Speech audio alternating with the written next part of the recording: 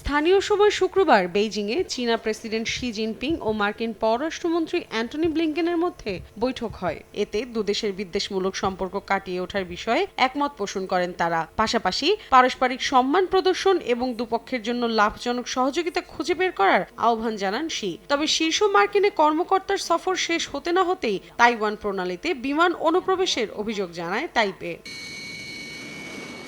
শনিবার স্থানীয় সময় সকাল 9:30টার দিকে SU-30 যুদ্ধবিমান সহ 22টি সামরিক বিমান শনাক্ত করে তাইওয়ানের প্রতিরক্ষা মন্ত্রণালয়। এর মধ্যে 12টি তাইওয়ানের উত্তর ও কেন্দ্রের মধ্যরেখা অতিক্রম করে। তবে এ বিষয়ে চীনা প্রতিরক্ষা মন্ত্রণালয়ের সঙ্গে যোগাযোগ করা হলেও তাৎক্ষণিক কোনো প্রতিক্রিয়া জানায়নি বেইজিং। পাল্টা পদক্ষেপ হিসেবে নিজেদের সেনাবাহিনীকে সতর্ক অবস্থায় রাখে তাইওয়ান।